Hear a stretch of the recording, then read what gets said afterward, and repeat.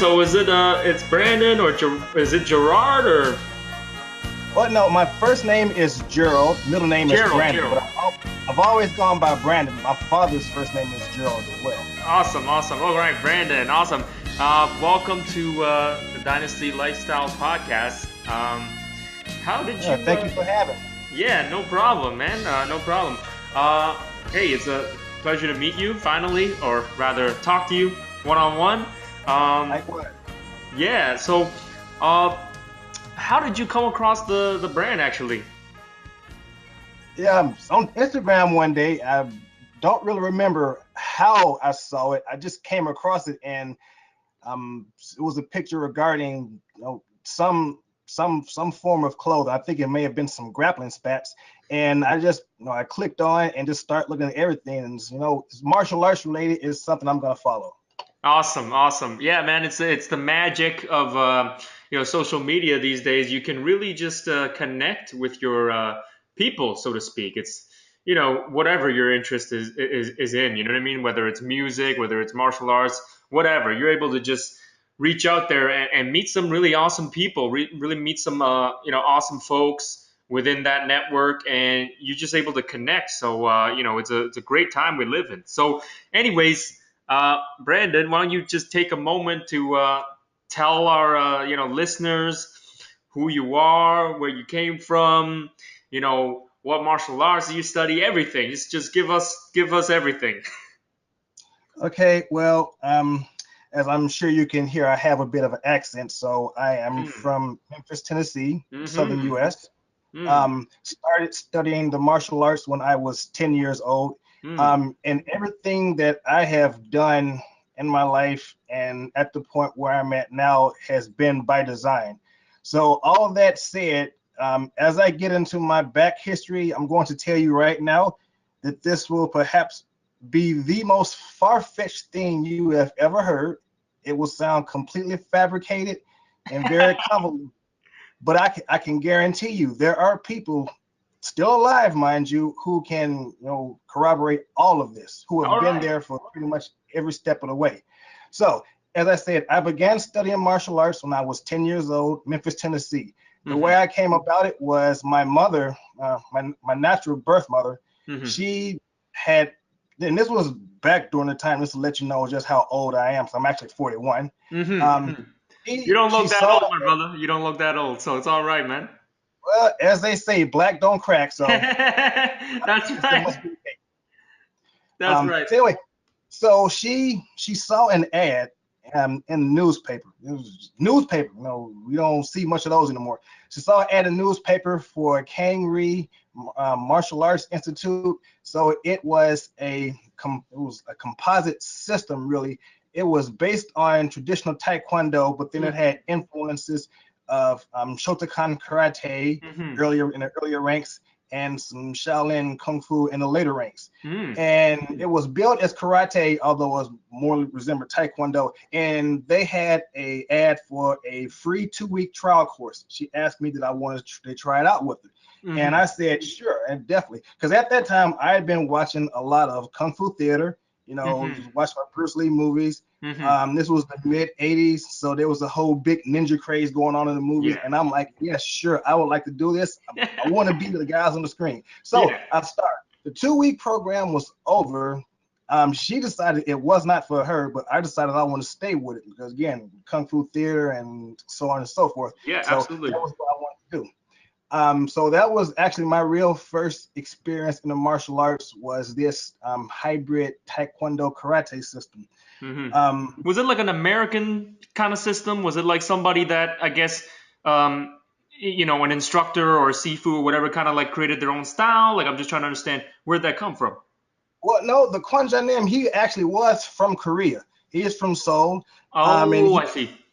He spent a number of years, that's where he's from. He spent a number of years studying.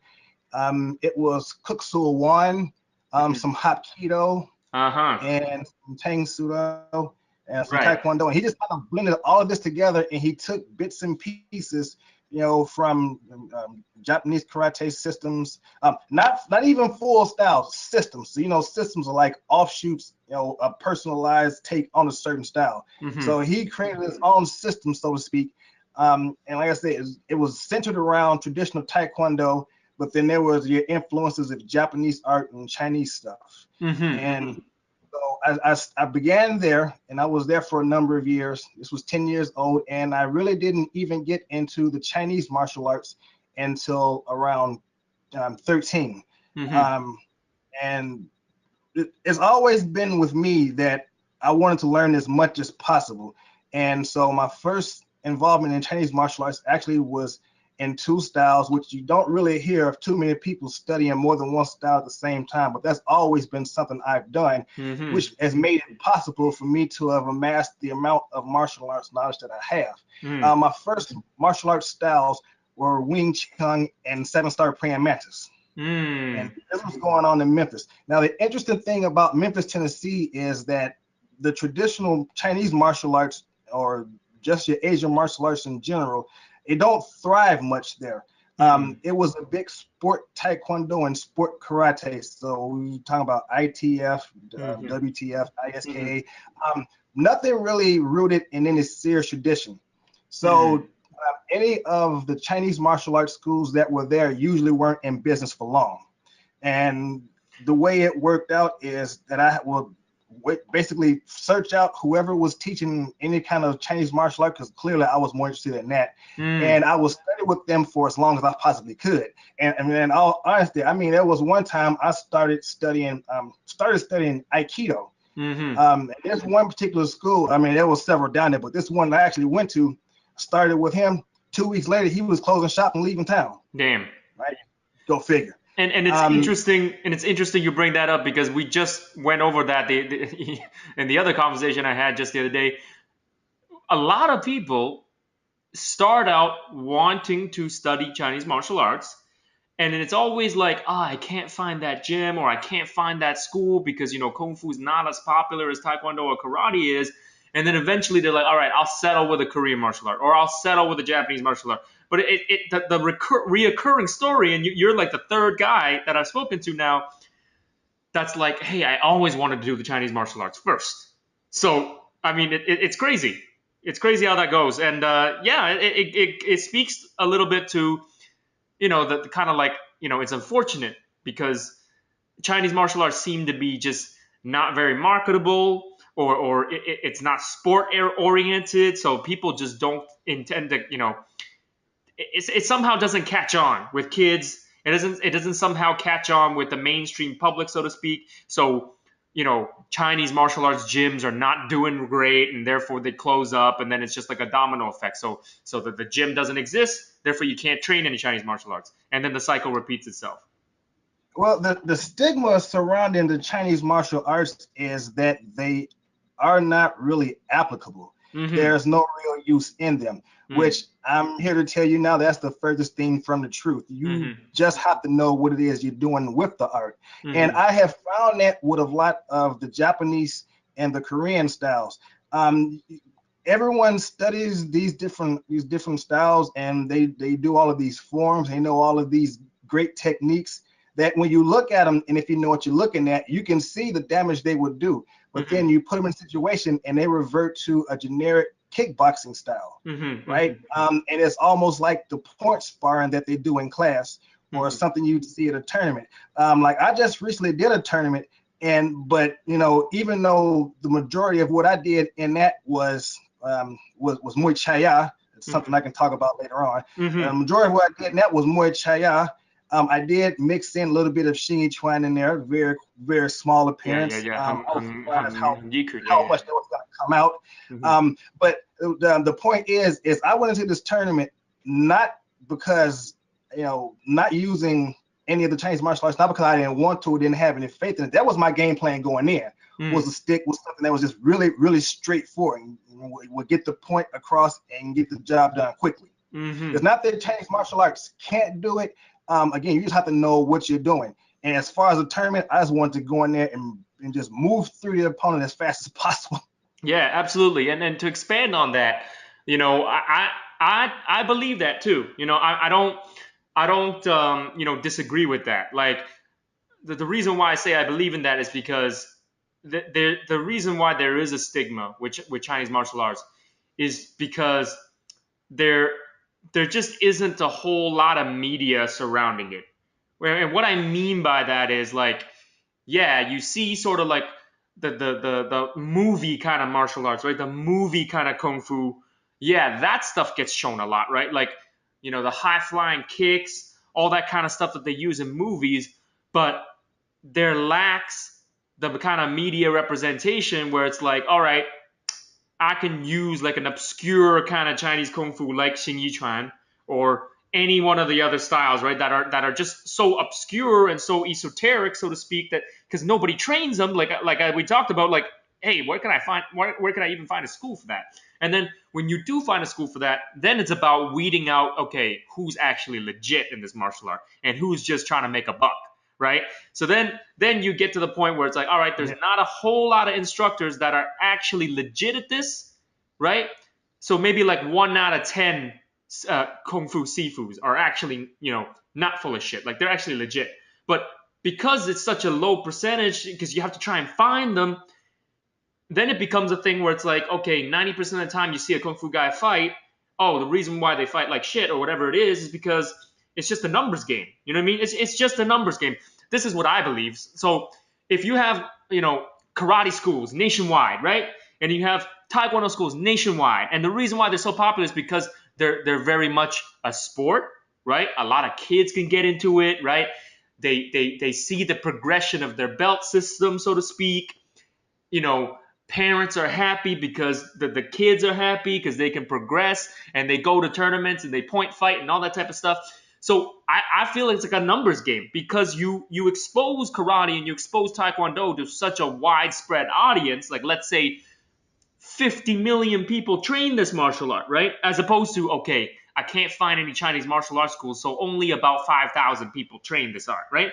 So then it's just a Yes. numbers. It's just a numbers game. So if there's, and I'm just making numbers up, right? I don't know the actual numbers, but let's say you got 2 million people doing taekwondo, and you got only 5,000 people doing this obscure Chinese martial art, then obviously there's going to be more people doing taekwondo, more people figuring techniques out, more people a lot of people that suck at taekwondo, right? But then they get weeded out because there's maybe, 5,000 taekwondo black belts that are extremely, extremely high level out of that 2 million, people crop.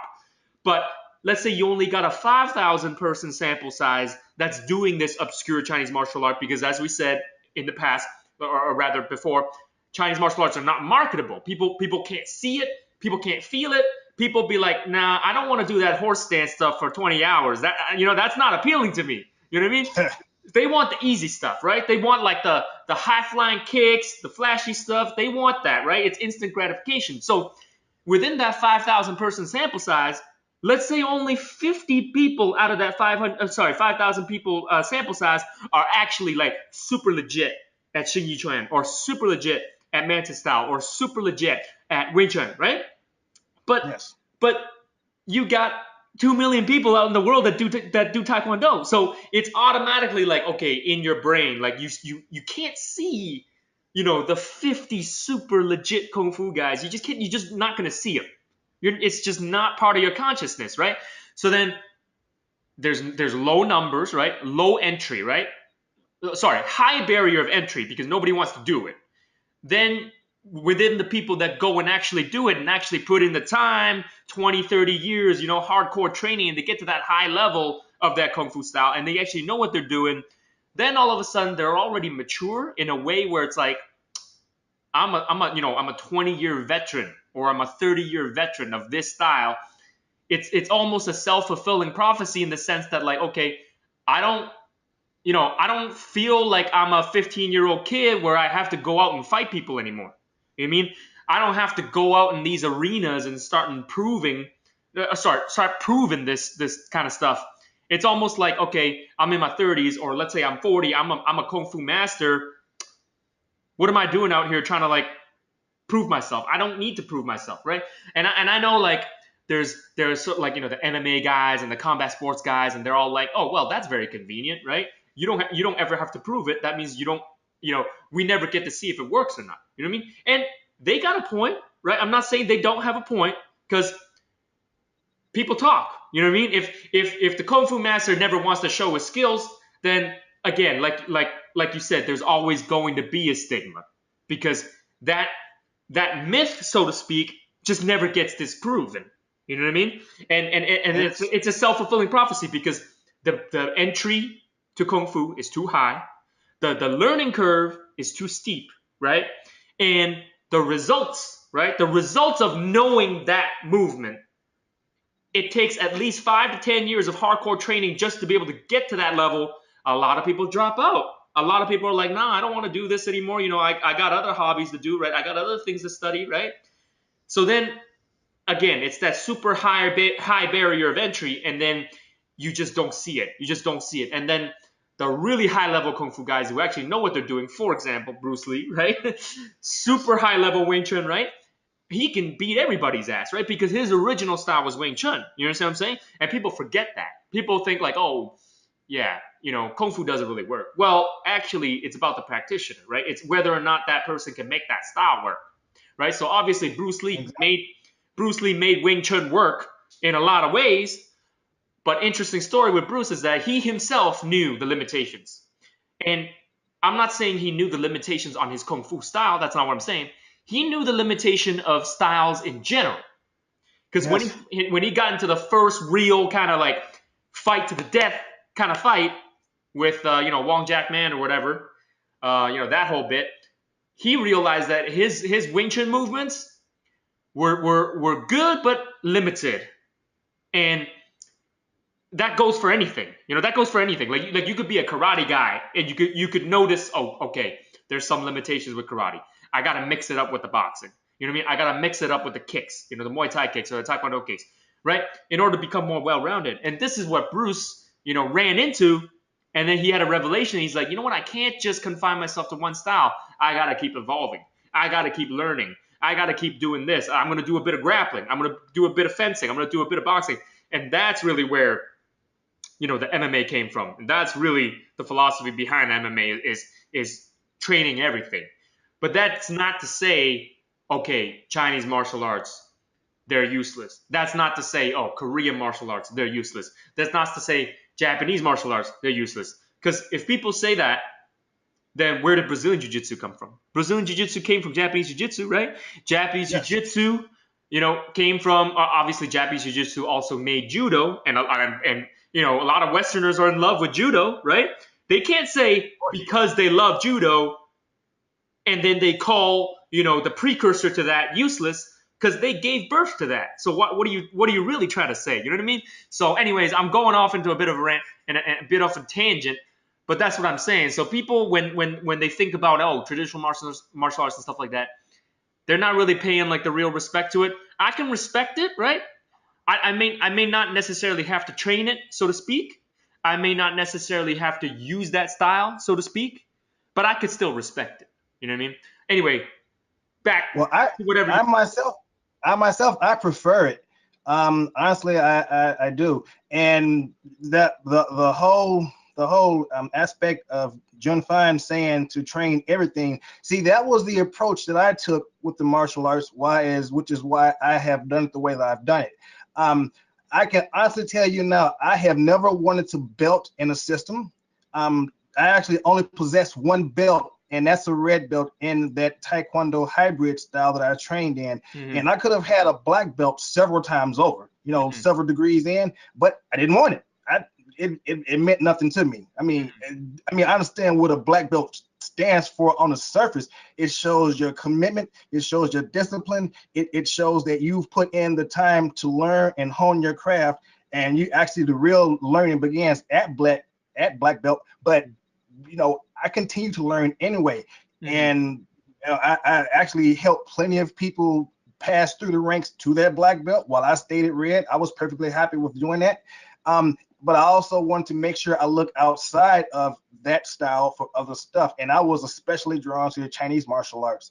An interesting thing is, like I said, all of this was by design. Mm-hmm. And so I remember back when there was the big ninja craze, Mm-hmm. the late 80s, and so I was reading about it, and at some point I saw the word samurai pop up.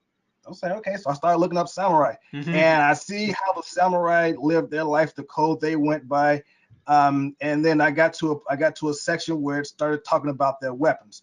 Mm-hmm. They loved the katana. Katana was their favorite weapon over anything else. That they would rather fight and die with katana than any other weapon. But the samurai also made it a point to be fairly versed with any other weapon, so they will be able to know and understand if they ever came across their weapon in combat, how to best deal with it, what this weapon's properties are, what it can do, what it can't do, what it should do. So they made it a point to be well versed in a bunch of different weapons. And this was, I think I was like 13 or 14 when I read that. Mm-hmm. And from reading that little bit in that magazine or book, wherever I saw that, I had it in my mind that I was going to start learning as much as I could about the different fighting arts of the world. And if I ever run into anybody, if I ever have a problem, whatever they might want to throw at me, I want to already know what they know, so I can beat them to the punch. This is a 14. This Yeah. is 14 years old, right? You usually don't have any kind of revelation like that. You got to be like 19, 20, on into your mid-20s thinking about stuff like that. I was 14 years old. So either I was way ahead of my time or I was like a little sociopath in the making. I don't really know.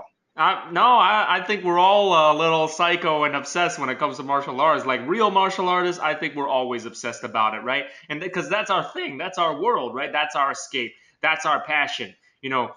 And that goes for anybody obsessed about anything. Like you could be obsessed about basketball, or you could be obsessed about, improving your golf swing. Whatever it is, you got an obsession with it, you start seeming a little bit crazy to normal people. But see, I like hanging out with other people who are crazy because I'm also crazy. So I like hanging out with other people who are just as obsessed as me about martial arts. And I feel like those people are my kind of people.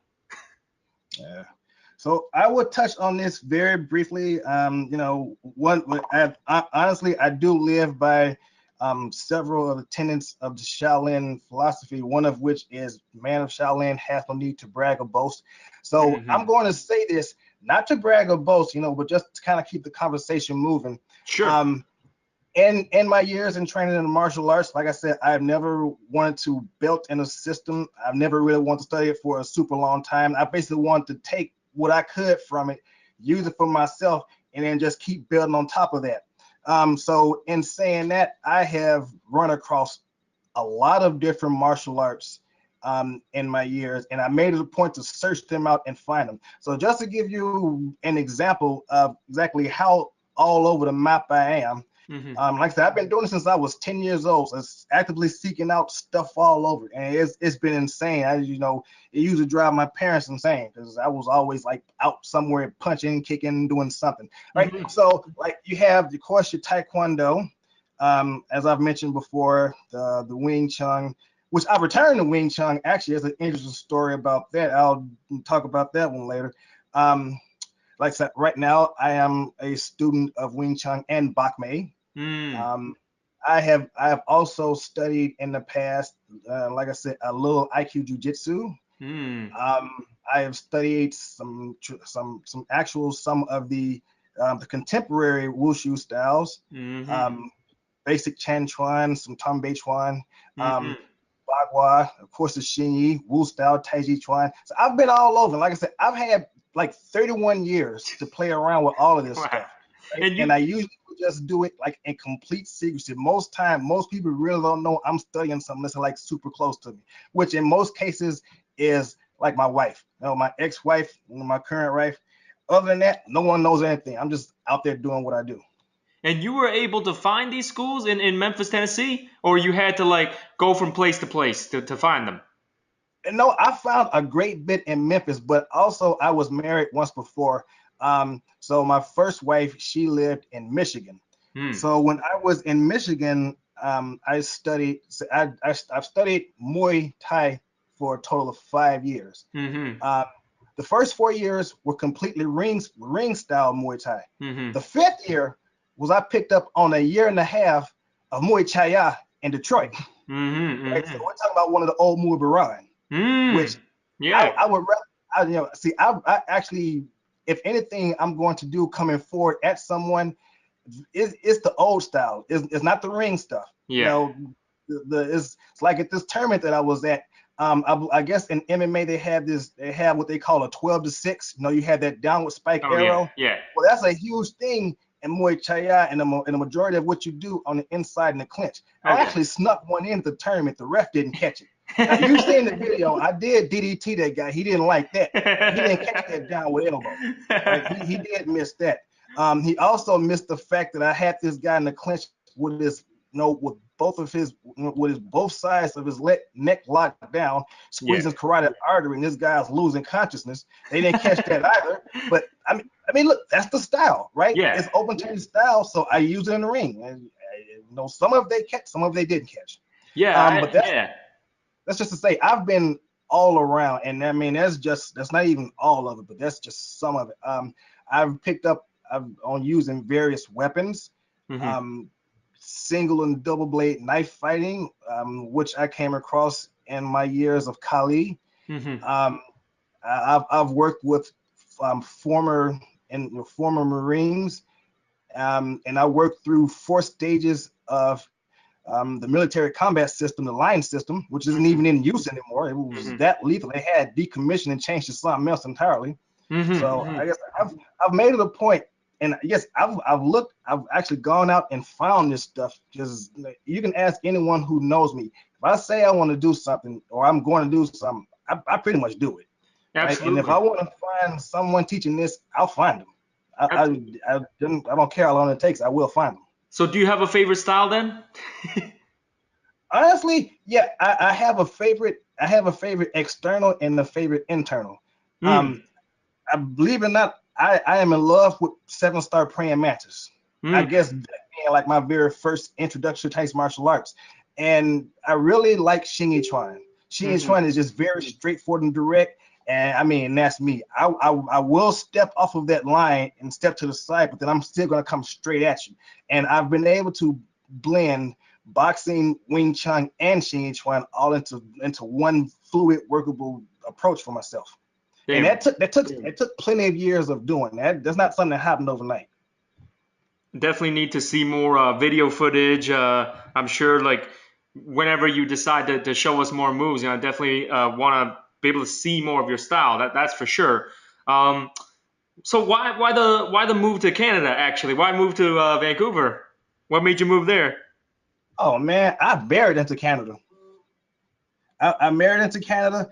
The story of how this went down actually is better told by my wife. Okay. I'll give you the abridged version of it. Okay. But she tells the story so much better, so I usually just leave it for her. But right. Yeah, not available right now, so I can pretty much fill you in on that. No worries. There is a online bodybuilding forum called RX Muscle.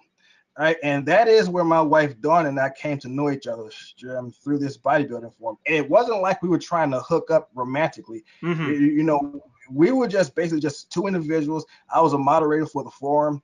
Okay. She would have problems with certain things, and so I would attend to them. And I guess I may have been the only person since she asked. I'm not really sure. And so there was this one section of the board which usually was not all that good for any of the females on that board, and she wanted in, and I had to send her messages like, look, this is not really a place you should be. Yeah. You probably want to back away. And she was like, I'm good, I can handle it. and we actually just developed a friendship just from being on this forum. And interesting to note is that our entire relationship, it played itself out over 18 months, and it was done through BlackBerry Messenger of all things. Yes, it's very strange, but it's very true, right? I have the old phone. I don't think I can even get it powered up anymore. Otherwise, I'll show you some of the messages. But so yeah, we came to know each other through the forum, and we just talk, and we talk constantly. We message each other back and forth all day, all night. She was living here, I was in Memphis, and that year she was She was preparing for two shows, two bodybuilding shows. She's competitive, national level competitive bodybuilder. She's compared for two shows, and I'm not sure if you are familiar with anyone who competes at any kind of level in the bodybuilding world. Contest prep is difficult on many different levels. It must be. And one of which is an emotional level. And you really kind of need to have someone who you can talk to, and who's gonna listen, and pretty much who's gonna be your support through all be of your this. support for sure. Yeah. And I can't say for full certainty if I was that person at that time, but I like to think I was. So I'm just gonna go with that. I'm sure. And so we used to talk back and forth all through her contest prep. She had two shows that year, and the longer that we communicated, the more she found out that she was really drawn to me, because she said one of the things about me was I really helped to calm her down, and to bring her anxiety down, and keep her on an even keel, and that really drew her to me. And so, we continue to talk as the months go on. Now, again, I'm in Memphis. She's here in Canada. So I'm not thinking of trying to start anything. So I'm like, this woman's like all the way across the country, another country. I can't get what I'm not worried about it, whatever. Yeah. One night we were talking, and we were both going to the Olympia in 2010. And so I'm like, the Olympia is like, the Super Bowl of the bodybuilding world. It's like a big show, big show. So we're both going to Olympia, and I'm like, hey, I've got my ticket. And she's like, I've got mine. I'm like, I've got a hotel room. She's like, does it have kitchenette? I'm like, it's got a kitchenette. So she says, I'll book there. Because as a bodybuilder, food's extremely important. Oh yeah. You just gotta have it, right? We just can't go eat stuff off the strip. No, the food's extremely important. Absolutely. So she books at this same hotel. We go over all of the details, and then at that time I knew a guy who ran a supplement company. He invited me to an after party. He said I could bring one guest. So I asked her, I'm like, look, do you want to go to this after party? After the show, I guess I can bring one guest. And she was like, sure. You better be careful. I don't get you drunk, or I might marry you. This is probably the smoothest line in history. Oh, she said that to me, and I say to her, you don't have to get me drunk to marry me. And that one just kind of threw her for a loop. She was like, oh wow, really? And so we just kind of let it go for a minute. Damn. There was nothing else really to see. We just kind of kept on moving past that. But a couple of more weeks go by, and then she just says to me, you know what? Why don't we just get married? I was like, okay. So now you have to remember, we actually have not met yet. Yeah.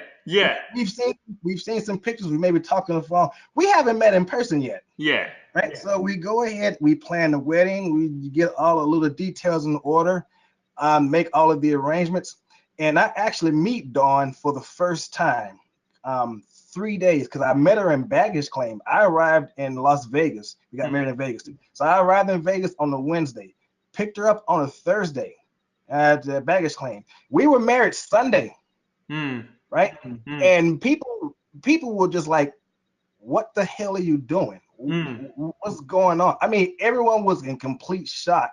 And I know you met her at the show though, no, right? You met her at the show though.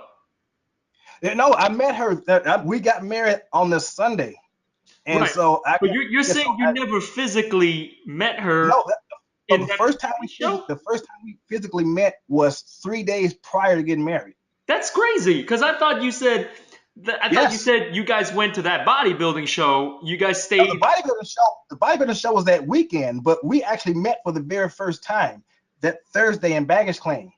We got married Sunday, but the show was like, say, on Friday, Saturday. Oh, so, yeah. Okay. Now I get it. So you guys met on that weekend for the bodybuilding show, and then you guys got married on the Sunday. Yes. That is crazy.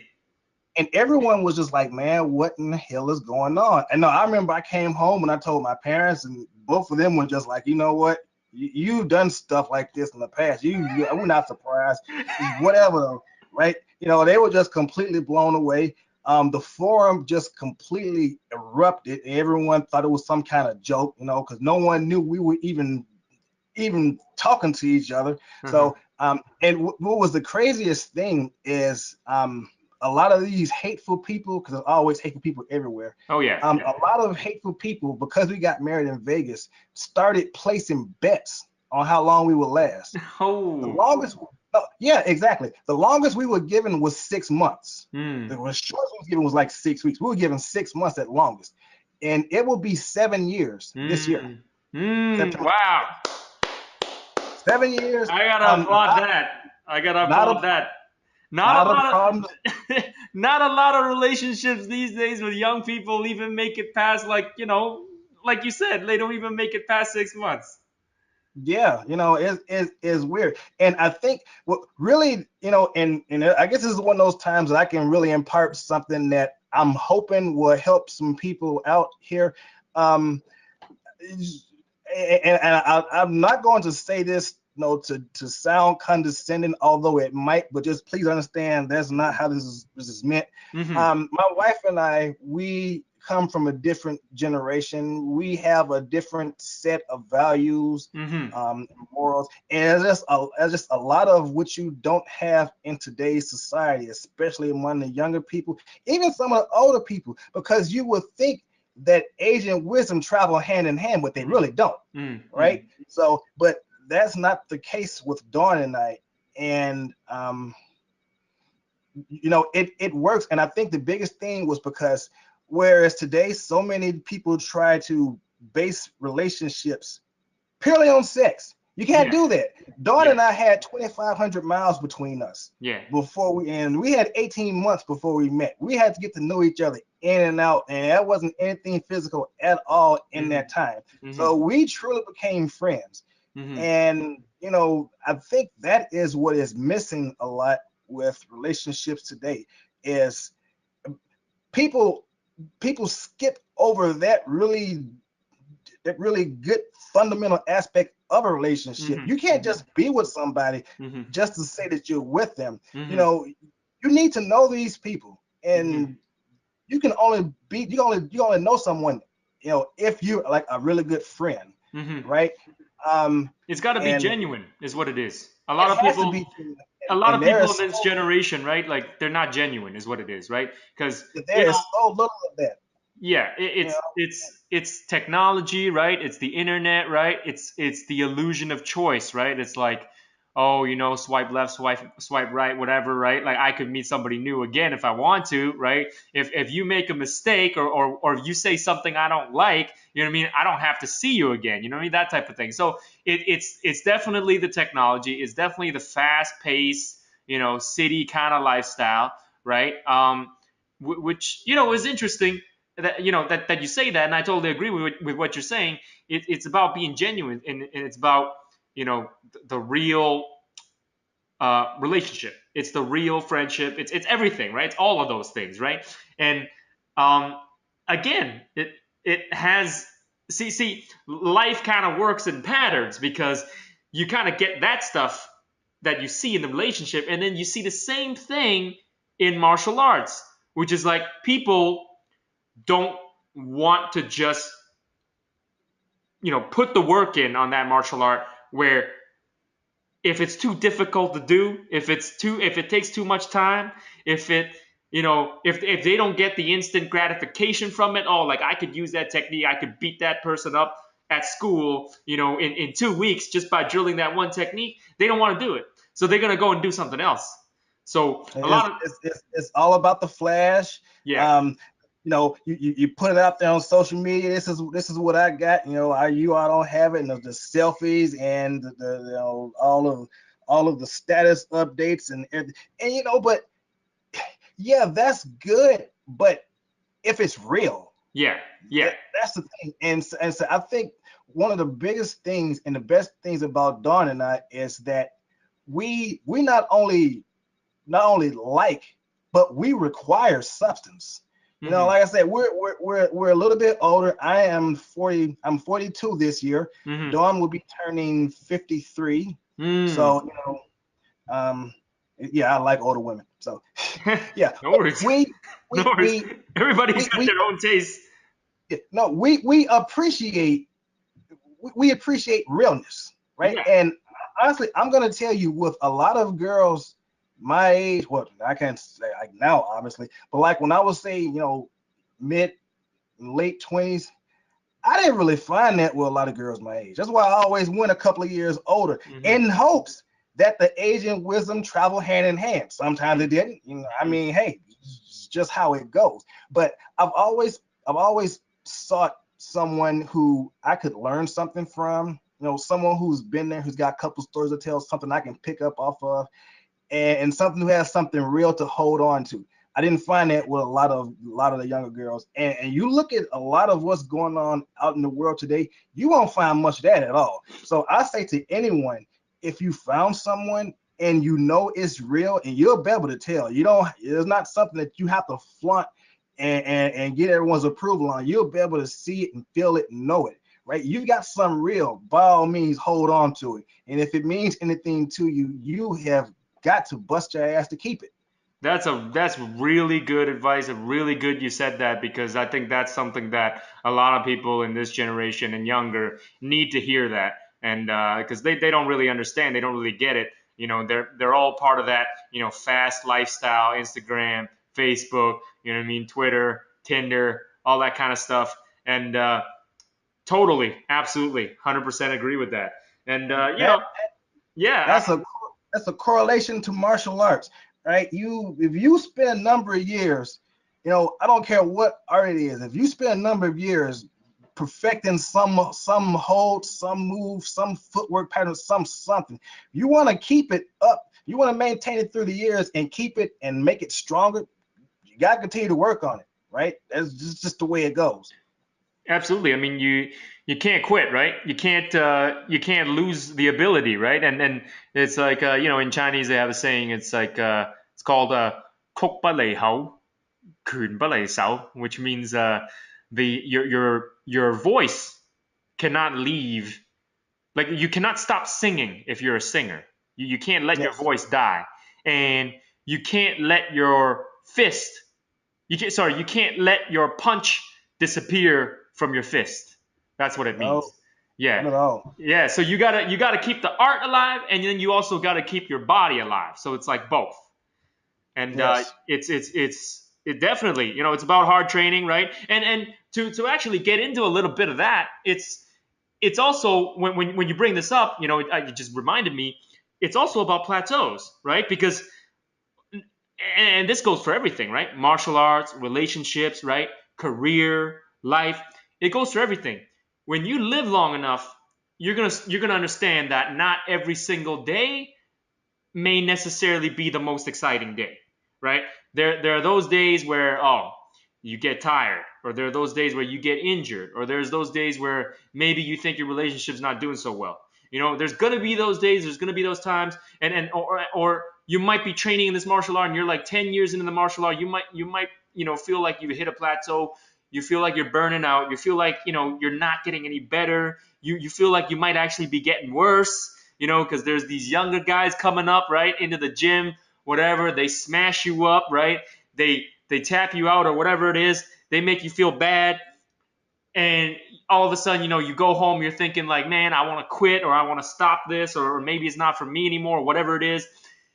There's gonna be those times where not everything is sunshine and rainbows, but it's all about that persistence. And people, young people are not gonna understand that, but people who are like 20 years in the game, 30 years in the game, 40 years in the martial arts game, it's always about the persistence. And if you're able to stay there, if you're able to go back and be like, all right, I'm gonna push through it, I'm gonna keep training, right? Despite certain setbacks, despite, I just lost this big match. When I went out and competed, I just lost this big match, right? It's the persistence that's so important, because everybody's gonna lose at some point, right? Of That's course. that's the reality. You could be the best person on planet Earth. You could be the greatest fighter in the world, right? And even the greatest will still lose someday, right?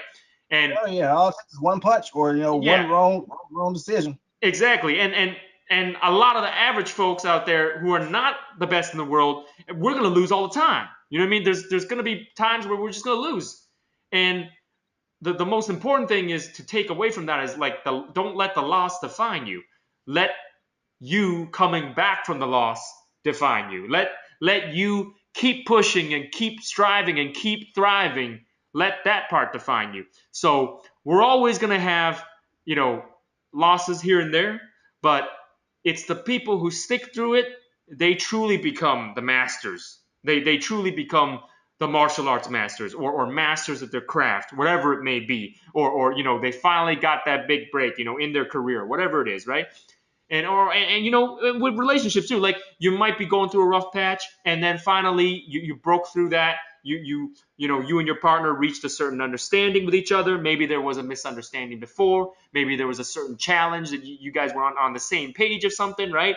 And then eventually, you guys see eye to eye on something, and then everything is it works out. Everything is like alive. You know what I mean? And then that goes to show, like, the current generation, they're not patient with a lot of things, right? So if something goes wrong, or if they get defeated early, or if the relationship goes bad, whatever it is, their automatic mentality is like, okay, I'm gonna quit. I'm gonna stop. You know what I mean? I'm just not gonna do it, or I'm gonna end the relationship. I'm gonna dump her, whatever it is, or dump him, whatever it is. And by not working through it, you're kind of, basically what it is, you're kind of quitting. That's basically what it is. You're a quitter, right? And Yeah. I'm not saying like, oh, this is a toxic relationship and I have to keep myself in it. That's not true. Or this martial arts school is actually not good for me because the instructor and me, that we're not meshing, or like the teammates that I train with, like we don't really mesh. You know what I mean? That's a different story. Like if you can't mesh with people, right, there's something fundamentally wrong. Then of course, do a clean break, right? Get yourself something better, whatever it is, something new. But I'm not talking about those kinds of situations. I'm talking about situations where really it's up to you whether you want to continue or not, because everybody's going to get beaten. And it goes to that topic of people who have early successes. So this goes for like a lot of talented guys that, let's say they start martial arts and they're super, super good, right? Like the first 6 months or the first 1 year or the first 2 years in that martial art, they just seem to be beating everybody up, right? And then eventually they get to that level where they meet some guy and that guy totally destroys them, right? And then all of a sudden, because they had so much early success, right? Maybe at the white belt, maybe at the blue belt level, whatever it is, they're just beating people up. And then eventually they get crushed by a guy, at the purple belt level, and they lose all their self-confidence and they're like, man, I want to quit because this guy just destroyed me, right? A lot of people actually quit, and you never see them come back again. They'll show up in a gym for 2 years and then they're gone. And then you're wondering, man, that guy was really good. Where did he go? You know what I mean? It's because those people that have early success tend to suffer, a much greater emotional impact when they actually do lose. Whereas on the opposite end of that spectrum, if you're kind of like a guy that's maybe not the most athletic person in the gym, or you're not the most coordinated guy in the gym, or maybe you're not the fastest learner in the gym, right?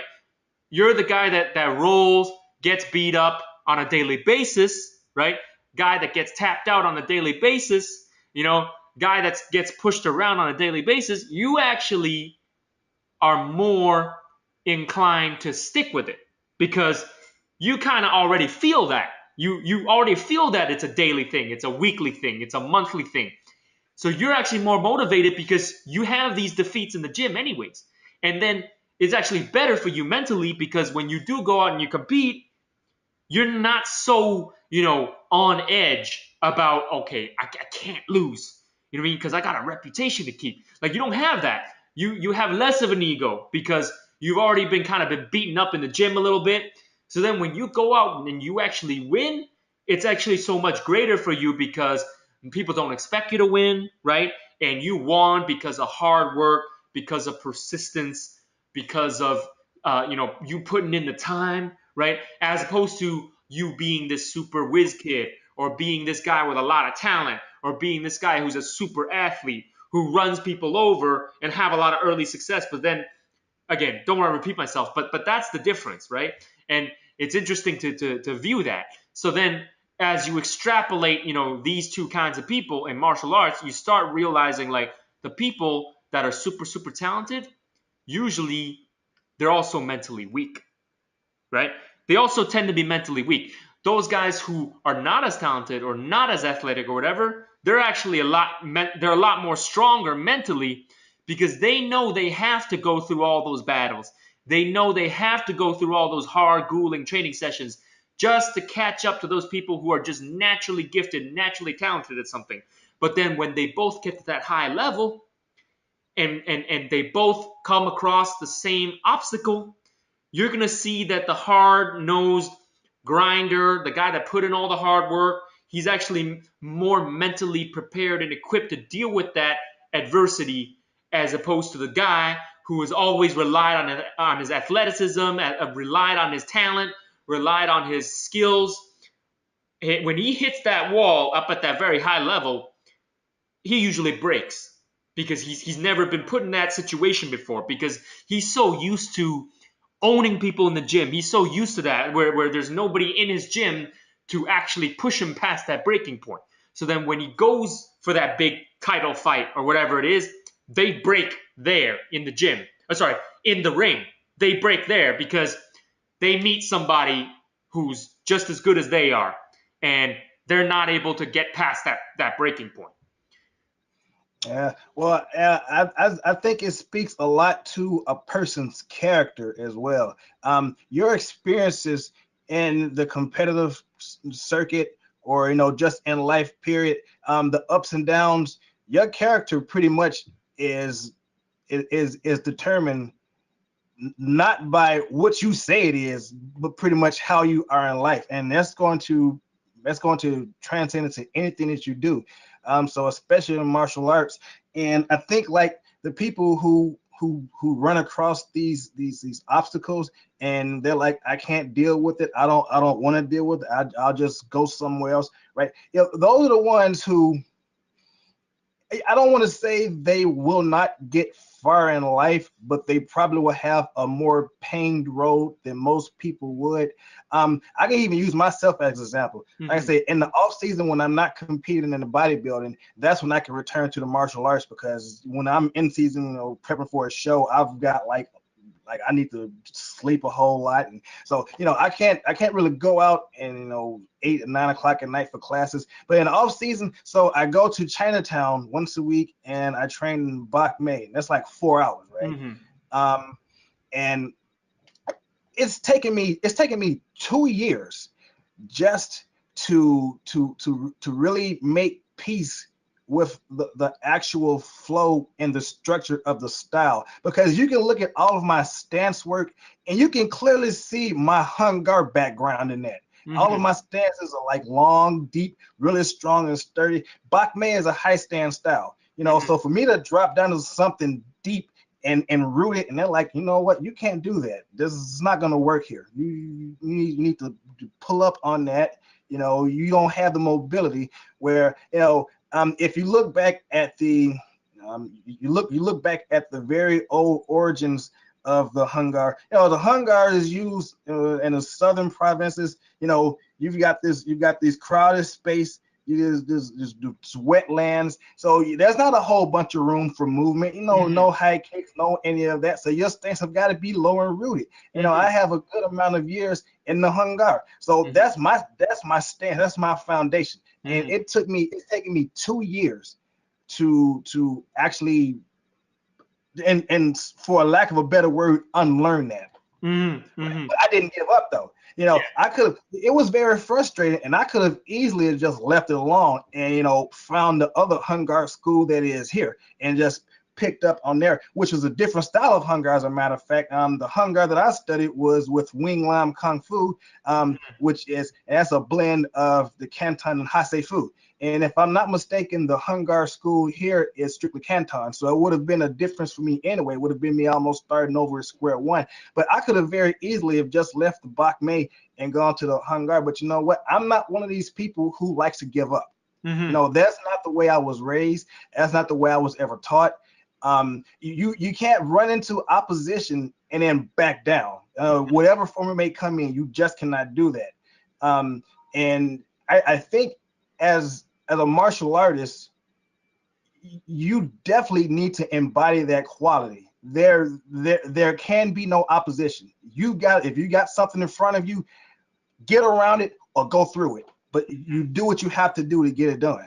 Absolutely, man. And you brought up an interesting point. I actually want to get into this a little bit because, our viewers or listeners are probably mostly from the combat sports space. They may or may not know this. You brought up something really interesting, is that martial arts martial arts styles are formed partly because of their environment, or maybe completely formed as a reason of their environment. So you brought up the fact that Hongar, Hongga is a southern style, southern Chinese style, low stances, right? Because it's based on a lot of their environment. So, and correct me if I'm wrong, but from what I know is that reason why they have low stances is because a lot of those people in the South, they actually are boat people as well. So they're Yes, on boats all the time. So they are. they have to sail boats all the time. So they need the balance. They need that low stance, because they don't want to fall. They don't want to trip. They don't want to, you know what I mean? They need that low stance, that balance to get across wet lands and just sail in Yeah. general, just to sail, right? And it's funny because and then I know this one, Wing Chun, being such a close style. Obviously Wing Chun, evolved throughout the years. I'm not talking about like, the original Wing Chun that, came from, Shaolin Temple. But, when it came to Hong Kong, right? When it got brought over to Hong Kong and Hong Kong, flourished as a city, it's a densely populated area, very, very dense, close knit alleyways, right? Close alleyways. Oftentimes, if a fight breaks out, if a fight starts, it's not like in an open area where you got all the space to work with. Fights breaking out in corridors, fights breaking out on the stairs, fights breaking it out in the whatever, in the tight ass washrooms, fights breaking it out in the tight alleyways, fights breaking out in the rooftops, whatever.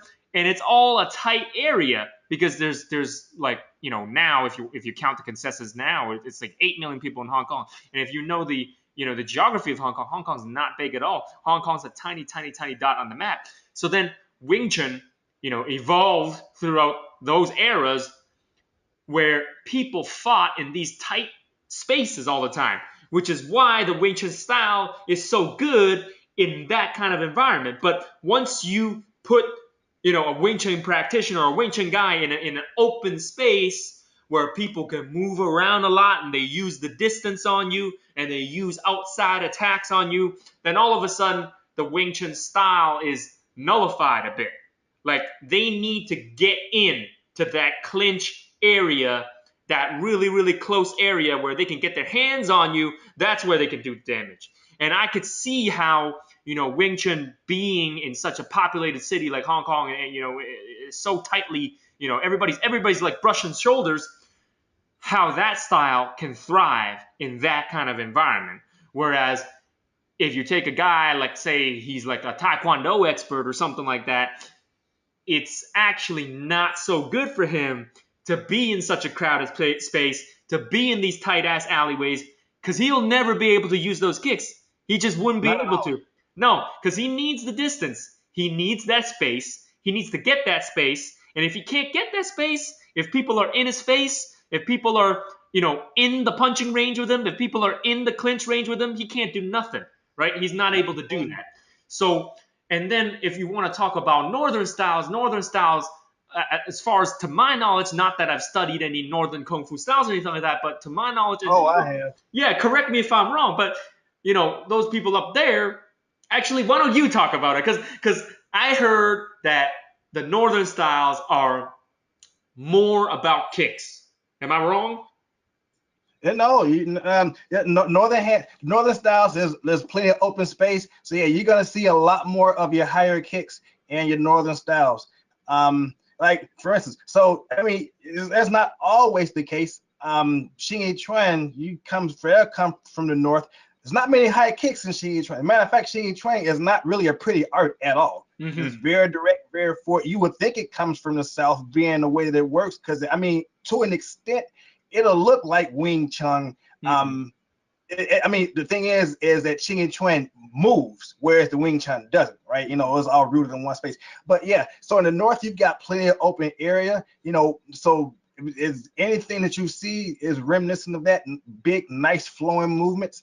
Looks like it uses a lot of energy. Sometimes it does, sometimes it doesn't. But yeah, you have that freedom to do a lot of the quote unquote flashier things with the northern style, because they have that open area. So you're not stuck in a small corner where you can barely turn. You know, you've got this nice big open plain. Somebody's out there, you know, I mean, it's not gonna happen today, obviously, you know, but maybe back 1600 something, you know, somebody comes out there with, you know, with a spear, you know, and you've got your broadsword. There's plenty of room to do all of the spinning and slicing and jumping and so forth. Where if you go into a southern area of China, you're not doing any of that. You know, you're gonna take a swing, you're gonna hit something and probably get stuck in the wall. Exactly. And that's always a very interesting thing. And that's how these, you know, martial arts styles came to be about, because a lot of these styles, they were created to deal with a certain problem at a certain area at a certain time. So there are, you know, all these styles of martial arts in the olden days where they were designed just purely about, hey, how do I fight against the sword? You mean, because people are gonna holster their sword, they're gonna pull out their sword, and they're gonna chop me. So then they have a whole series of movements where it's just based on nullifying some guy's sword draw. So that's why in all these old, you know, Chinese martial arts systems or these old Japanese martial arts systems, there's all these wrist grabs. Like you always wonder, man, where do these wrist grabs come from? Like in the modern times, it's like, I'm not really gonna grab your wrist, right? Like there's all the, you know, like there's all these other places I could grab, right? I could grab your neck, I could grab your head, I could grab your shirt. You know what I mean? There's all these other places to grab, but why is it that, you know, a lot of these, say, for example, Aikido, right, and Aki Jiu-Jitsu and stuff like that, why did they start with the wrist grab? Well, because the root of that came from the time when people had swords. So you had to nullify them reaching for their sword to draw the sword, or else you're gonna get sliced. So that's why people move in and they have this whole system of wrist grabbing. And then there's the guy that's holding the sword, and okay, how do I defend from the wrist grab? Because I have to get to my sword in order to chop you. So then there's a whole system of, okay, countering that wrist grab, which again, it's the reasoning and it's the timing, it's the era of those times which creates all these martial arts systems, right? Which is why when, you know, the time has evolved and things progressed, right? Technologies change, right? People are no longer using swords. Then all of a sudden, all those systems based around that wrist grab is no longer relevant. Like, I just wouldn't do that anymore. I just wouldn't use it anymore. So then now it's like, okay, you know, you go into the modern military, then there's all the CQC type stuff. There's all the stuff that has to do with the gun disarms, how to get around the guns and all that type of stuff. Not that I know anything about it, but, you know, if you think about it from a logical sense, that's how they would form the martial arts systems of today, which is like the military martial arts. And, you know, it's just something I want to make a point of because, you know, some people don't think of it that way.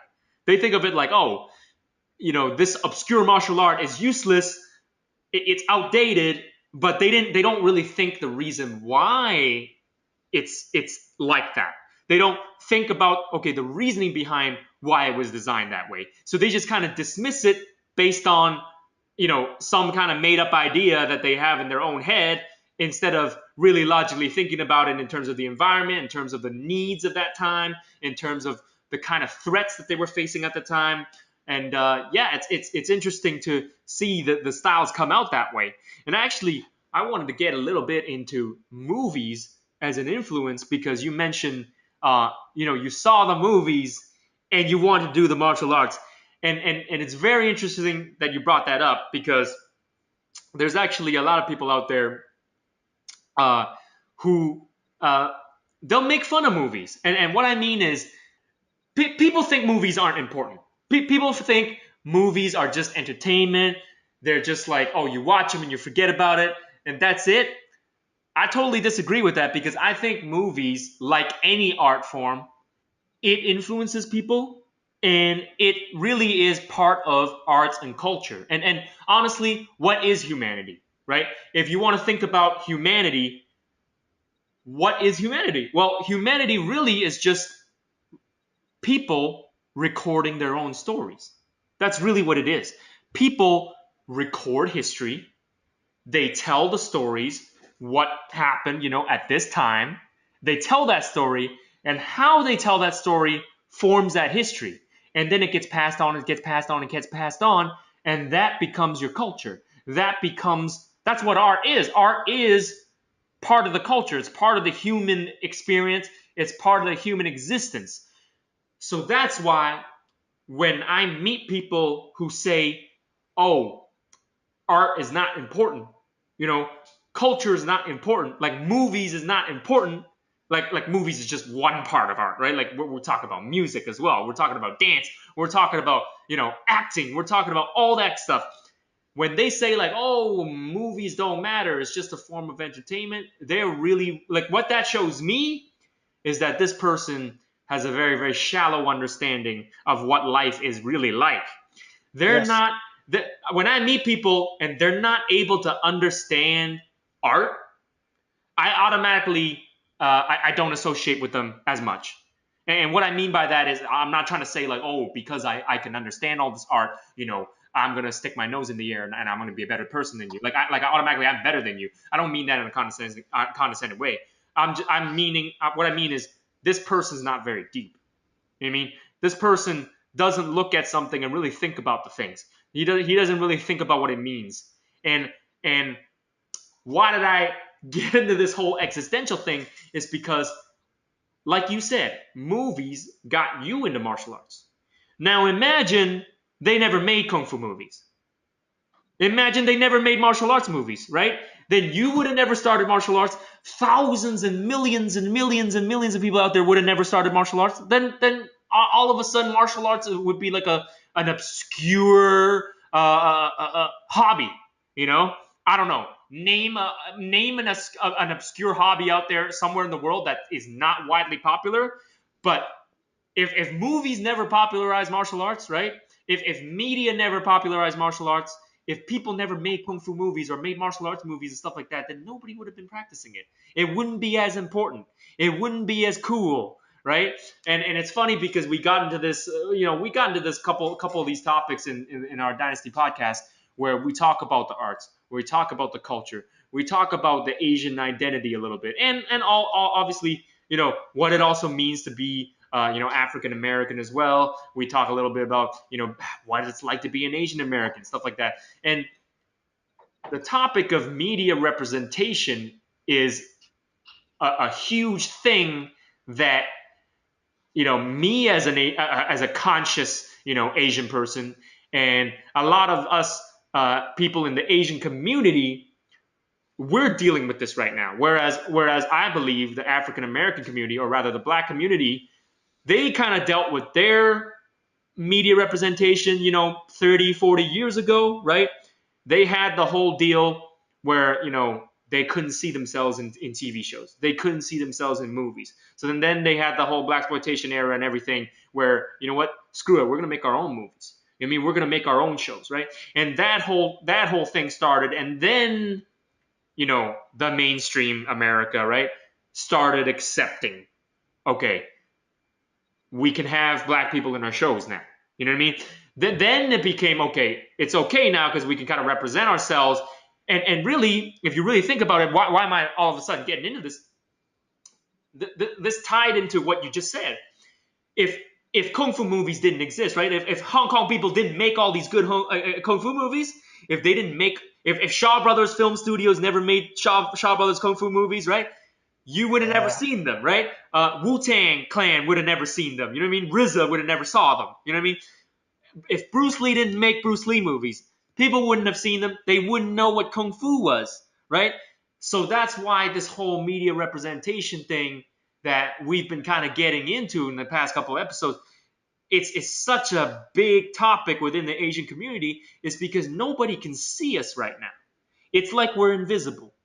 And I'm not saying like, oh, you can't go to the local, or like you can't turn on Netflix, or you can't go to the foreign film section and find Asian films and find Asian culture, whatever it is. That's not what I'm saying. Obviously, there's a lot of Asian culture that gets produced by, Asian movie industries in South Korea and Hong Kong and China and stuff like that. I'm not talking about that. I'm talking about if you're a person living in America, right? How do you grow up in America not being able to see yourself? You turn on TV, you don't see yourself. You go to the movie theaters, you don't see yourself. It's a huge, not, this is not the case with black people, because black people have more or less overcome that now. They have their own big movie stars. They have Denzel Washington. They have Jamie Foxx. They have Will Smith. They have those people there that are representing them, so they don't feel, that's not a problem with them anymore. With them, it's like, okay, it's the police. It's how they deal with the police. That is what they're dealing with, right? They're getting shot, they're getting arrested, they're getting, it's a systemic, it's systemic racism is what it is. So they have to feel the pressure coming from that side, not so much the media representation side. Now with Asians, it's the opposite. In the Asian community, we don't get shot at, really. We don't get abused by the police, right? We kind of get a pass on that because they're not really after us in that way. But what I mean, they, as you know who I'm talking about, but they are.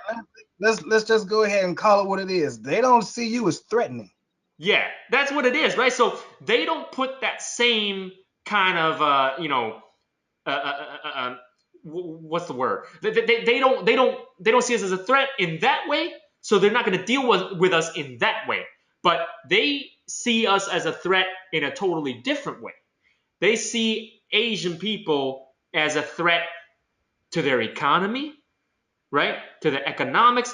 They see that as a threat in society, like socially, right? Because there's a lot of Asians on planet Earth. There's like it must be like at least 1/3 or 1/4 or maybe even half the world is Asians. And because there's a lot of Asians, it's not just Chinese, but it's Chinese, Japanese, Koreans, Vietnamese, you name it, right? Yeah. Malaysians, Singaporeans, Polynesians, Hawaiians, whatever, right? So Asian and we talk about this a little bit, why it's related to Asian culture, why it's related to martial arts. It actually ties in with everything.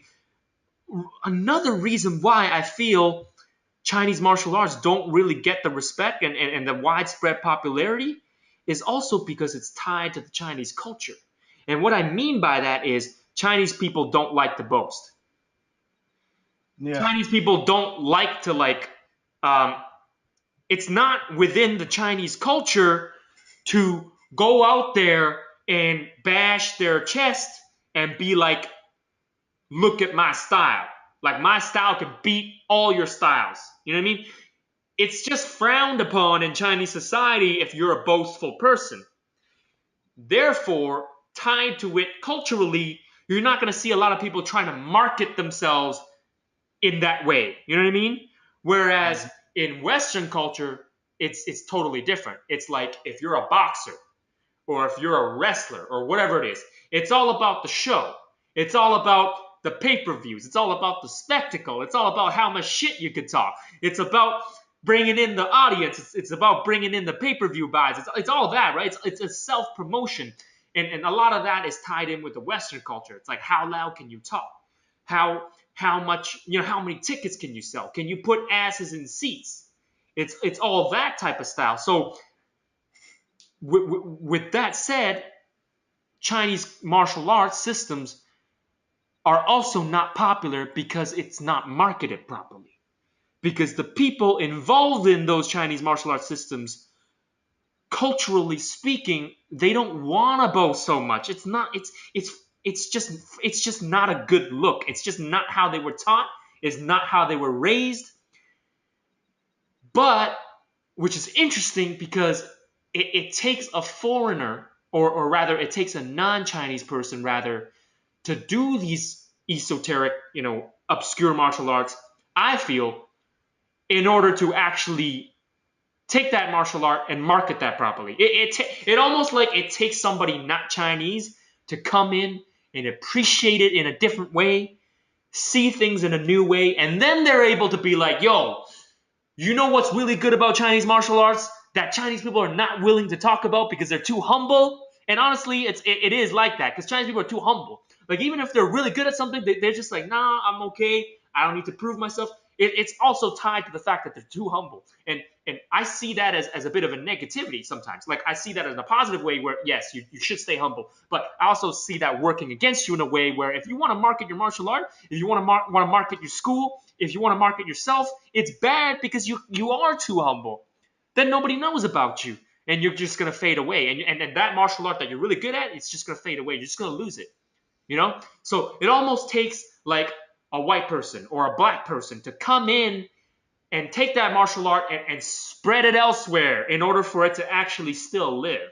And that's pretty much the end of that. But I mean, I keep going off on tangents and stuff like that because there's almost so much to say. But going back to the Asian culture thing, the Asian American experience, we experience a problem in our community that is different right now. And we've been going through this issue for the last probably 50 to 100 years now, and it still has not gotten any better because Hollywood keeps producing these films or these productions that don't have Asians in them, right? We're talking about whitewash. We're talking about movies that are supposedly Asian in origin, right? Supposedly borrow a lot from Asian culture. So in some cases, they are direct copies of Asian stories, Asian martial arts, Asian culture, and then they don't star Asians in them, right?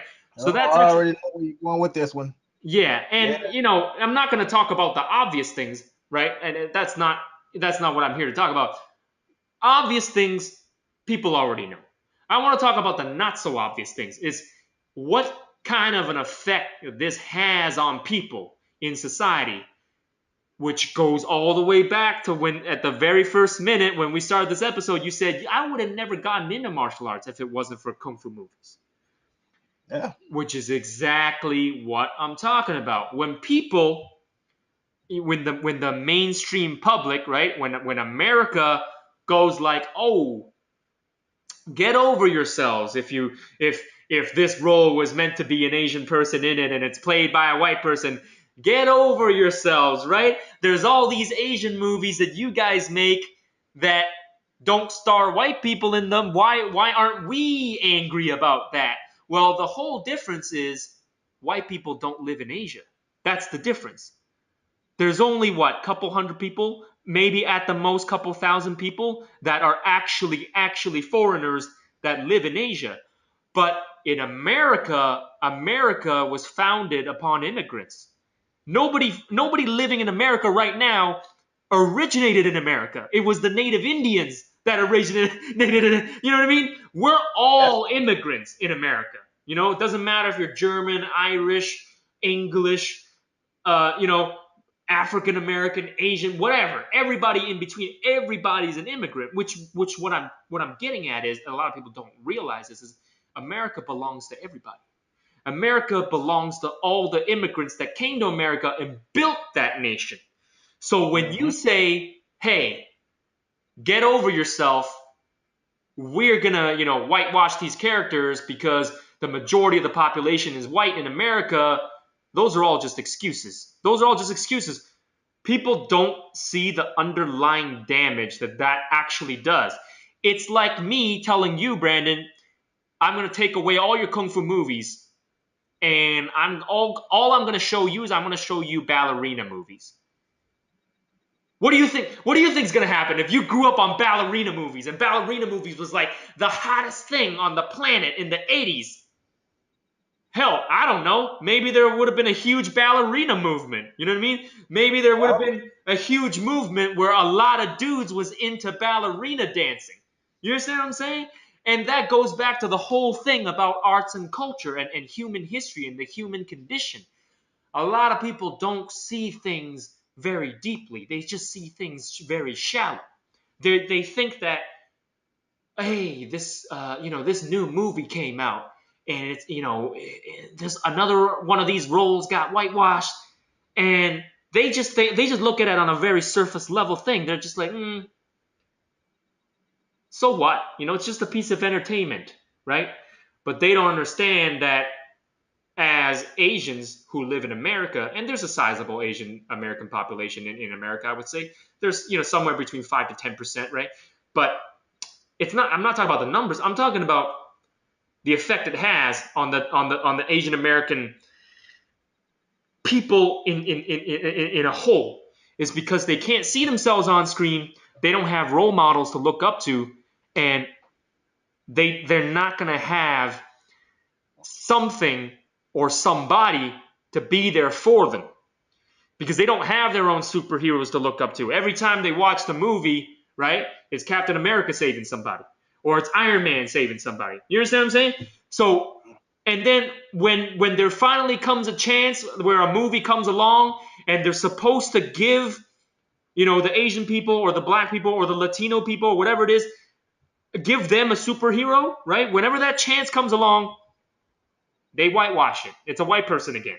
And all of a sudden that movie that was about to be about Asians authentically and it's supposed to give them pride and it's supposed to give them confidence and it's supposed to give them that hero that they wanted to cheer for, all of a sudden that's taken away from them.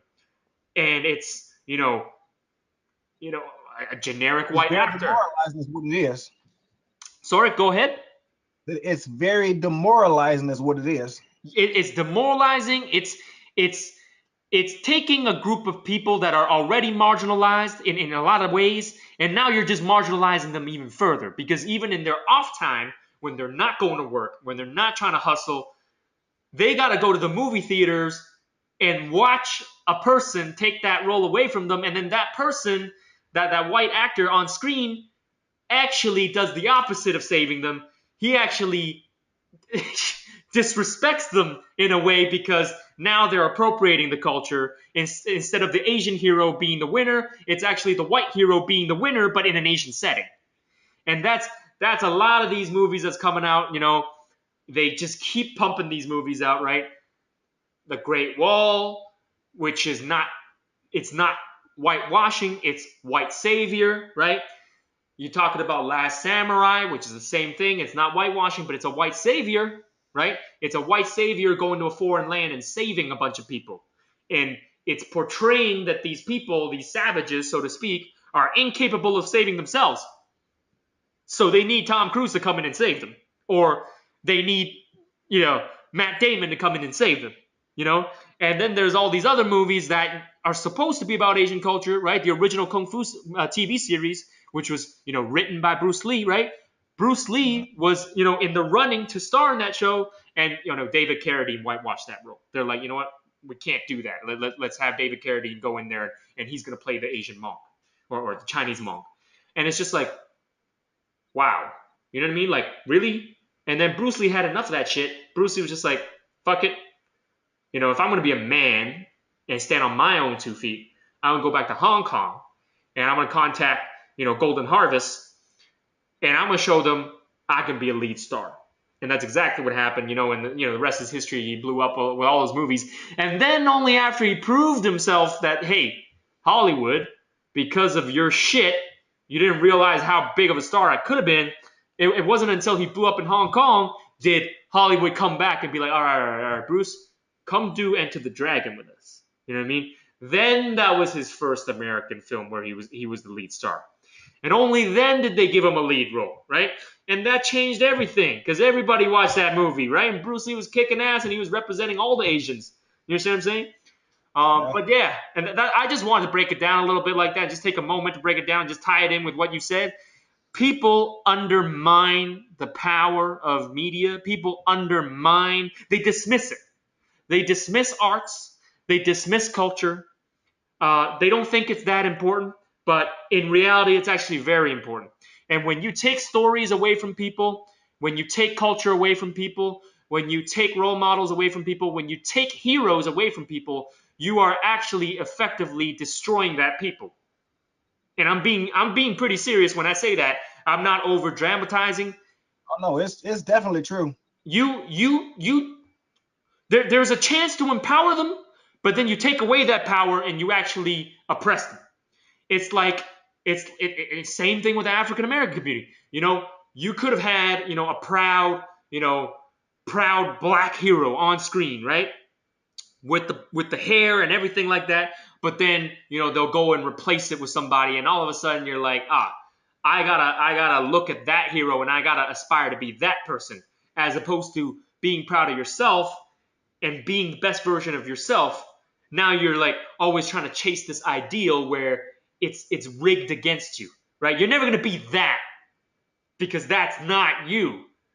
So it is what it is. Like it's a form of taking power away from people, and it destroys cultures and it destroys people.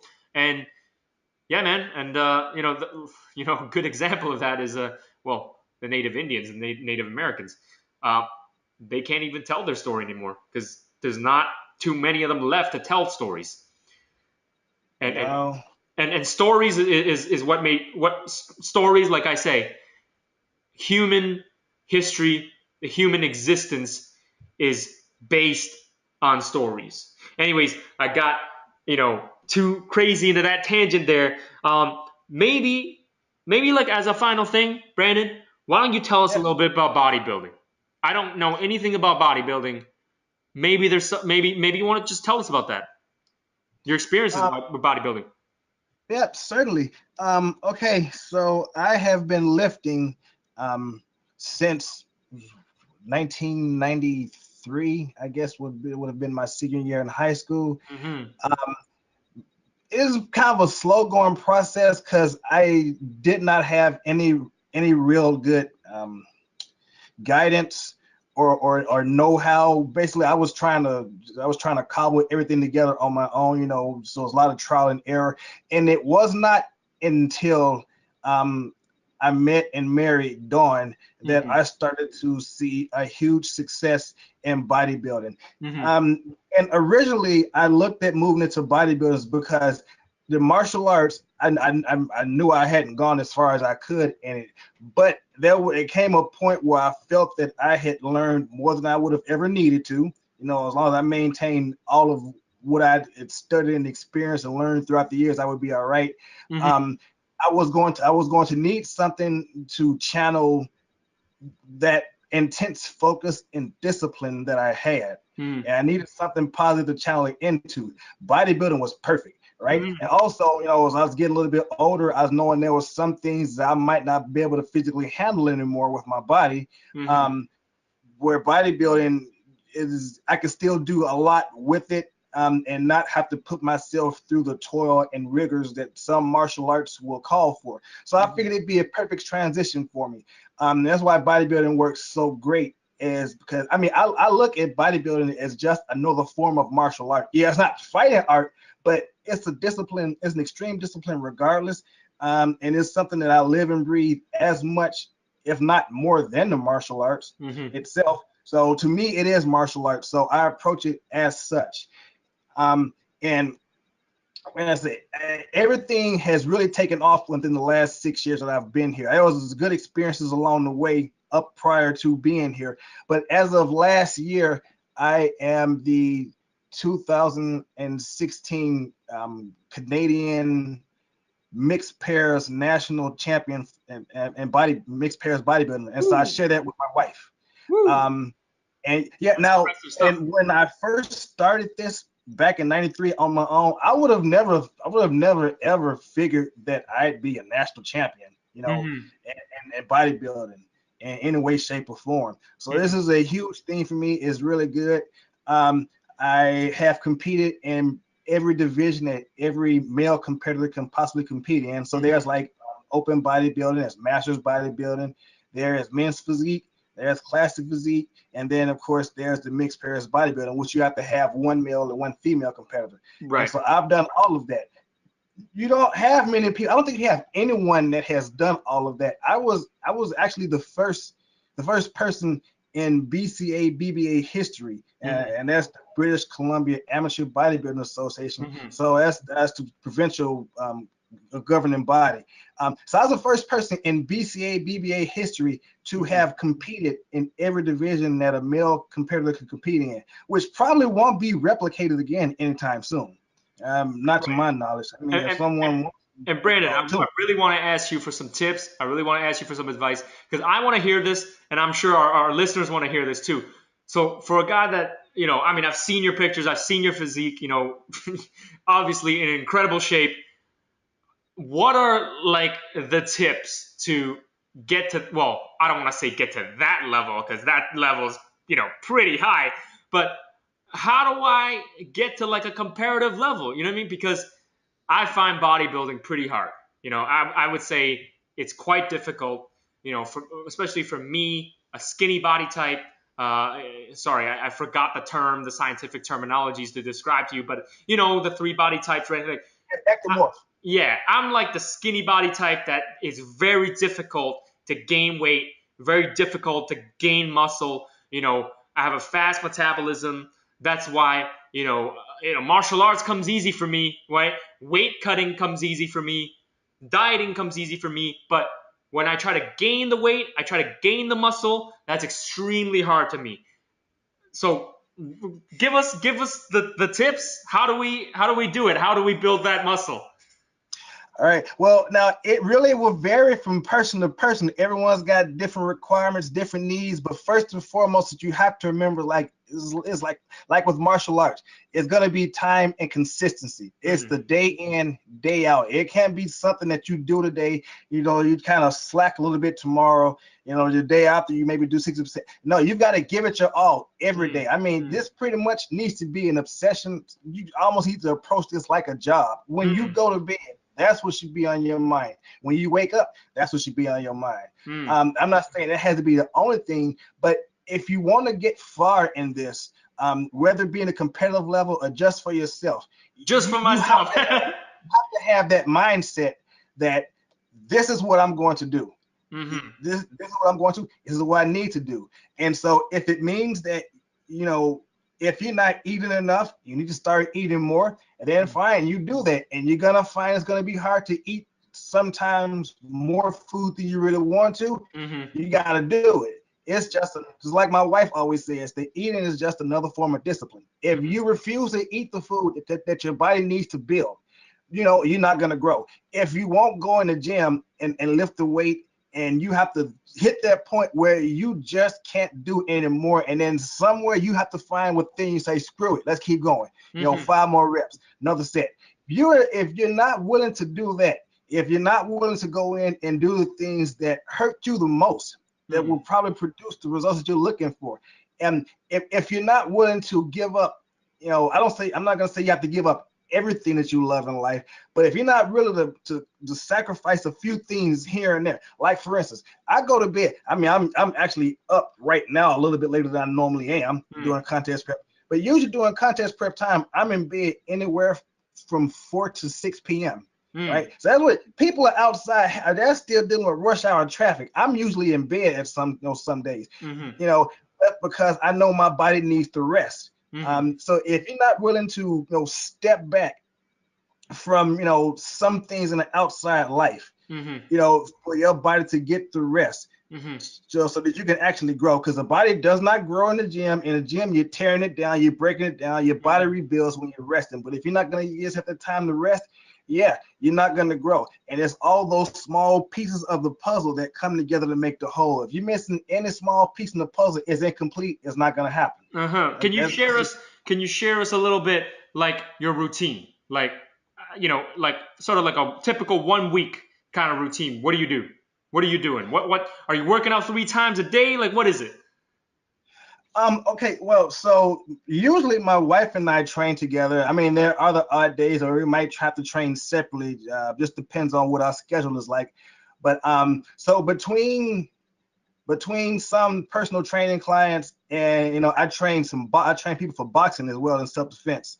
So Hmm. between that, where I have space to train is usually where I'll do it. And honestly, it really comes down to about maybe a good hour and a half at most for training at any given day. Hmm. Um, During contest prep, like right now, so I wake up extra early in the morning to do my AM cardio. But like in the off season, I might cut that down to 3 days a week, 30 minutes, low intensity, or I might just not do any cardio at all if I'm really trying to, see if I can put on a little bit exercise, because Hmm. the cardio will help to maintain that fat gain. But Hmm. the more cardio you're doing, you're gonna have a little bit of a harder time trying to actually build muscle and grow, Hmm. because you just aren't really giving your body everything that it's going to need to grow, because you kind of create a little bit of a deficit there. So Hmm. it kind of depends on what it is I'm doing. But so generally for me, a week would be, yeah, well, I'm looking at about like say 6 days a week on the weights. Um, Currently, I am eating 6 meals a day, and Woo. that's right now. How many In the calories off a day? Oh, I don't know. I don't count calories. I don't Okay. care, because I would rather give my body what it needs than try to fit into a little numeric structure. Right, You right, know that at me personally, I think that kind of sets you up for a little bit of a loss at some point, because the numbers aren't going to match up somewhere. right. And I prefer not to do it that way. But so during contest prep, I'm in 6 meals right now. In the off season, I can easily up that to 8 or possibly 9 meals a day. Whoa. So again, it's not something that is really easy. I mean, there's days where I just don't feel like eating them. You know what? Shove it down. You need it. You have to do it. You have to have just as much dedication to this as anything else in life, especially if it's something that you really want to do or something that you just truly love. Hmm. And I guess that's the one main thing and greatest tip I can give to anyone who's trying to make it or put on some muscle, even get into the sport, the bodybuilding competitively. You have to love it in order to do it. If you Hmm. don't love it, you're not going to give it your all. I mean, Hmm. and that's with anything, but especially with bodybuilding. And because bodybuilding would test you unlike most other things in life. And despite what people think, bodybuilding is far more mental than physical. It is a The, the, mental. the, physical, the physical part, truly enough, is in the gym. That's the easy part. That's the fun part. Well, with the exception of leg day, that's usually not easy for most people Yeah. anyway. But generally speaking, the gym is the easy part. So that's you talking about what, an hour, two, maybe three if you're doing something really outlandish. But it's the time outside of the gym that is far more important than that time spent in the gym, because Hmm. that's when you're away, and that's when it's you and yourself alone and your conscience and your decisions. You make the bad ones. Hey, something's gonna happen. You might find yourself a little bit behind. You might find yourself not getting to where you're trying to get to, and if you have to wonder why, you can just stop and look what you're doing. But if you're doing what you need to do day in and day out, every day, and I've been doing what I've needed to do for the past 6.5, going on 7 years right now. Hmm. Whereas before I met Dawn, it was all over the map. So no, I wasn't really getting anywhere. Not until I get here. And it's that consistency is key. You want to make it. You want to put on the muscle. You want to put on some size. Hmm. The consistency is the main thing that you have to have. So 6 days out of the week in the gym, lifting heavy stuff, and then eating 9 meals a day. And that's how Well, you're that's gonna off gain all season. the muscle. That's off season. Right now I'm at 6. Six But off meals. season, yeah, it can be upwards of 9 meals a day. Right. That I mean that like you said, it's pure dedication and a lot of it is mental because when I get into a martial arts training mode, I mean I'm having fun, doing the techniques, I'm having fun sparring people, right? That kind of is easy for me. It's tough for me to look at a set of weights and be like, all right, I gotta lift you every single day, every week. Like that's a mental thing for me. It's not as stimulating, right, mentally. So you kind of might get, you kind of seem like, all right, this is a little bit repetitive, and that's where it kind of gets me. Um, But yeah, like you said, like it's a mental thing. It's a mental challenge. You gotta want it. You gotta want it, and you gotta want it really bad. Um, on the flip side, real quick, have you ever had to need to help? I don't know, any clients lose weight, or you do personal training, right? Personal training, and I work with general population, and then I also focus on contest prep. Right, right. And maybe if you could give some of our listeners, okay, how would you do the opposite of that? How would you lose weight? Because I know, like a lot of, not necessarily Americans, a lot of people, but also because a lot of Americans, because Americans actually have a pretty high obesity rate. How do you lose weight if you are overweight? Maybe you can help our listeners out. I mean, I generally know, but I come from like a martial arts kind of perspective on how to lose weight. How is it from like a gym standpoint? How would you lose weight? Well, the common misconception with a lot of people as far as losing weight is they think if they restrict their food intake, then they will lose weight. They basically want to try and starve the fat off, which is not the case at all. Mm, Think, if you will, your body's metabolism mm, is like a campfire, and if you've ever been around a campfire, you keep throwing logs on it, the fire continues to burn nice and high and bright and hot, and it's going. But if you stop feeding it, it eventually will start to slow down, and it'll eventually smolder, and so it's gonna burn slow, a little bit darker. It's not gonna have that same intensity. mm, So that campfire is like the body's metabolism. You keep feeding it, believe it or not, it's gonna continue to burn. And so mm, even when you're not bringing in fuel, it's gonna look to store body fat, mm, to keep going. To keep metabolism is gonna be burning nice and high and bright. So when people try to starve themselves in order to lose weight, they're actually doing themselves a disservice because they're slowing that fire down, which mm, should be going the opposite direction. mm, So yeah, it sounds like it wouldn't work, but you need to actually start eating more to lose weight. The trick in that is making sure that you're eating what you need to eat and eating the right amounts. And that's the other thing. You can't just go for a free for all and expect everything to, to, mm, to fall into place, because your body will utilize what it needs to utilize.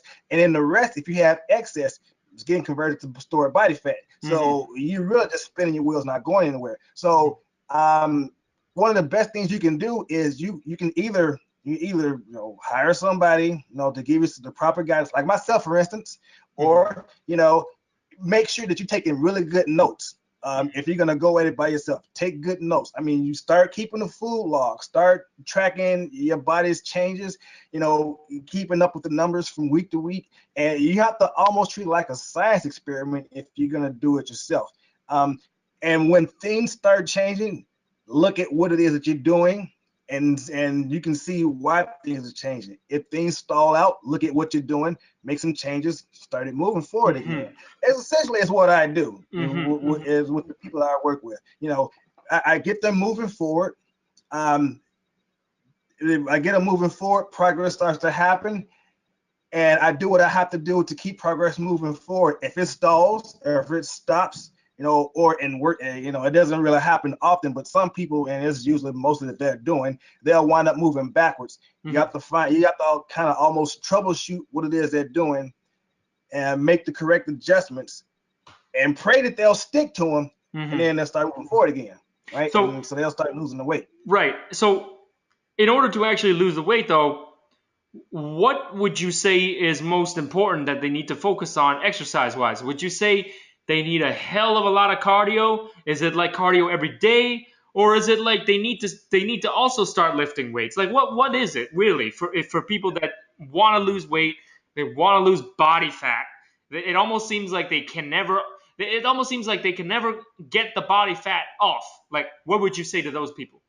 So that will be a combination of both, as well as diet. But no, there will need to be some weight training in there. Hmm. You can work to build muscle, which in turn will help to burn stored body fat. Hmm. And then the cardio component, definitely important. If you're trying to lose some weight, some excess body fat, the cardio component, you must have it. I know a lot of people do not like to do the cardio. They say it's really boring. It seems like too much work, much trouble. And to those people, I would say, cardio, your choice of cardio needs to be something that you will do and enjoy. Not everybody wants to get in the treadmill. I understand that. No, not everybody wants to get in the exercise back to the recumbent bike. It's pretty uncomfortable. I understand that. Cardio kickboxing class. If you want something a little more interactive, there's that. Brazilian jiu-jitsu is very cardio intensive. By all means, throw on the gi, start rolling. Yeah. Believe me, you'll lose a lot of weight. It's gonna be a lot of water at first, but you're gonna lose a lot of weight just from doing that. Right. I mean, the cardio, all important. If people don't want to do it, see, that's part of the work. If you don't want to do everything that's required, you can't expect to make changes. Right. Absolutely. And that's pretty much it. I think the whole message, kind of like the things that we got out of this episode right here, is a lot of like the mental aspect of things, the mental aspect of training, the perseverance, the seeing things through, pushing through obstacles, putting in the hard work, not quitting, not saying that, I'll just forget about something when something difficult comes along. We got to be able to strive through. We got to be able to push through, be able to do the hard work. And then eventually, once we've put all the hard work in and we put all the hours in, we put all the time in, we're going to see the big payoff. But hey, thank you so much for your time. Brandon. That is the essence of Kung Fu. That's what I am. Yeah, man. And thank you for taking your time out and to talk with us, to be on this episode. And I hope you got something out of it. I hope it was also interesting and fun for you as well. And I know I talk a little bit sometimes, and I hope none of that stuff was too boring for you. Man, that's quite all right. Yeah, I definitely enjoyed talking to you as well. So that's it for this episode, and I'm sure in the future, if we have more stuff we want to explore, I'd love to have you come back. But obviously, only if you want to. So don't. Oh no, I would appreciate that very much. Yeah, whenever you'd like to have me back, just let me know. Absolutely. Thank you guys for tuning in. We're gonna see you on the next one. Oh hey, oh 笑萬重